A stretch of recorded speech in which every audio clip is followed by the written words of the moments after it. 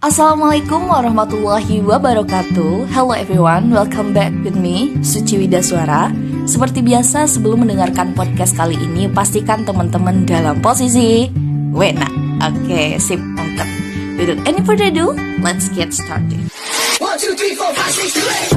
7, 8. Kali ini aku bakalan ngebahas soal kasus pemerkosaan yang dilakukan anak anggota DPRD Bekasi inisial AT berusia 21 tahun terhadap PU berusia 15 tahun.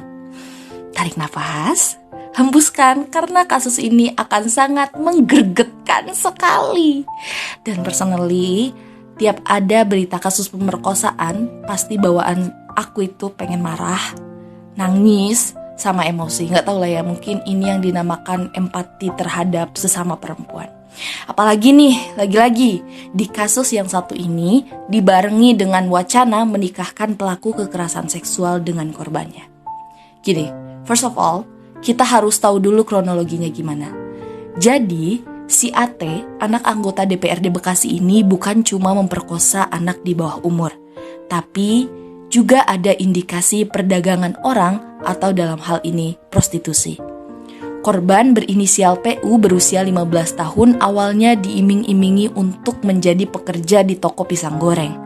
Nah, agar mempermudah pekerjaannya, korban pun diminta tinggal di rumah kos-kosan. Tapi, kerjanya ini nggak pernah ada. Korban malah diperkosa dan dijual ke lelaki hidung belang melalui aplikasi micet. Dan gilanya lagi nih, astagfirullahaladzim, dalam satu hari, korban dipaksa melayani 4 hingga 5 orang di rumah kos-kosannya. Tarifnya sekitar Rp400.000 dan uangnya dipegang sepenuhnya oleh pelaku atau si AT. Ini nih ya, si AT nih ya, kalau misalnya dia jual hati, pasti hatinya laku berat dan mahal karena gak pernah dipakai. Astagfirullahaladzim. Tarik nafas, hembuskan lagi karena kasus ini memang benar-benar gila nih. Oke, AT dan PU memang dekat. Bahkan menurut ibunya mereka memiliki hubungan kurang lebih 9 bulan.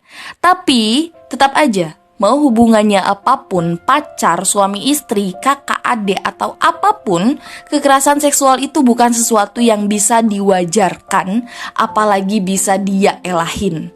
Misal nih, ya elah, siapa suruh lu pacaran? Kan gue udah bilang, kan agama juga udah nyuruh, kita tuh gak boleh pacaran. Siapa suruh kamu pacaran? Atau gini, halah, kalau pacarannya paling suka sama suka toh, dah lah, ceweknya pun sama aja itu, sama aja brengseknya, sama aja bejatnya, udah gak usah dibela-bela gitu. Ya sebenarnya nggak gitu guys. Yang namanya pemerkosaan itu pasti ada unsur paksaan. Dan orang kalau dipaksa artinya sebenarnya dia nggak mau. Di sisi lain ada kekerasan seksual, yang mana kekerasan seksual ini jelas-jelas melanggar hukum.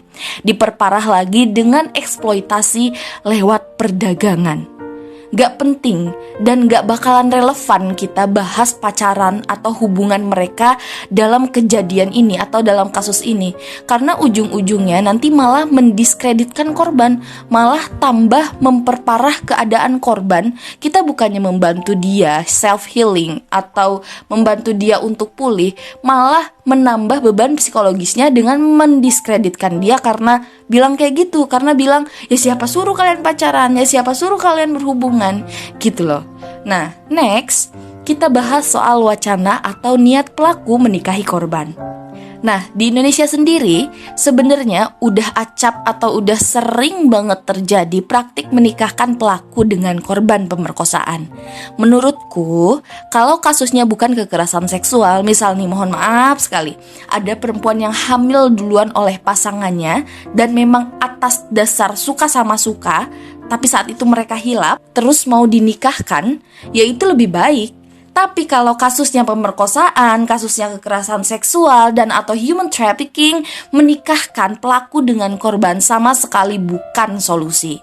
Korban butuh keadilan, bukan pernikahan. Korban butuh pendampingan para ahli, bukan pendamping hidup yang justru sudah menjatuhkannya ke dalam trauma tersebut. Makanya heran, kok gampang banget ya orang-orang menyarankan pelaku untuk menikahi korban. Seolah-olah pernikahan jadi solusi untuk kekerasan seksual yang terjadi. Kebayang gak sih, hidup seatap sama orang yang udah jahat sama kita? Apa gak jatuhnya jadi masuk ke kandang buaya? Bener-bener mati kita dibuatnya. Ditambah lagi, ada anggapan bahwa menikahi korban sama dengan menyelamatkan masa depannya. Ya Robi, astagfirullahaladzim, itu tuh di mana gitu loh logikanya. Geleng-geleng kepala saya dibuatnya. Masa korban dinikahkan dengan orang yang sudah menghancurkan masa depannya dengan dalih menyelamatkan masa depannya. Ini hati dan otaknya itu di mana gitu loh. Aduh, kalau kata Bu Tejo nih, nuraninya di mana itu nuraninya? Pengen tak rasanya. Selanjutnya, menikahkan korban dengan pelaku juga masuk ke dalam salah satu bentuk kekerasan gender, yaitu pemaksaan perkawinan. Pemaksaan perkawinan sendiri dilarang dalam Konvensi Penghapusan Segala Bentuk Diskriminasi Terhadap Perempuan, Undang-Undang HAM, dan Undang-Undang Perkawinan. Nah, mengapa menikahkan pelaku dengan korban tidak menjadi solusi dan justru malah berbahaya? Yang pertama, pernikahan tidak memulihkan dampak kekerasan seksual yang terjadi, justru malah menambah masalah baru, yakni korban hidup bersama orang yang membuatnya trauma. Oke, pasti korban itu mengalami traumatis berat. Malah bisa dibilang trauma seumur hidup. Tapi malah dinikahkan. Dan dinikahkannya itu dengan orang yang udah buat dia trauma. Apa enggak itu bakal menyiksa dia seumur hidup gitu loh. Jadi ya nggak ada efek pemulihannya, nggak ada usaha pemulihannya, justru malah menambah buruk suasana si korban. Bukannya menyelesaikan masalah, malah menambah masalah baru. Itu yang pertama. Yang kedua, menimbulkan indikasi KDRT. Gini loh, belum menikah saja dia sudah mendapatkan kekerasan seksual. Si pelaku sudah sangat abusive sekali. Apalagi kalau nanti sudah menikah. Jangan-jangan nanti si pelaku memakai dalil istri harus nurut sama suami untuk lebih mengeksploitasi korban. Ketiga, agar pelaku tidak serta-merta dianggap pahlawan. Kenapa? Karena banyak yang berpaham bahwa korban sudah rusak dan tidak ada yang akan mau menikahinya lagi.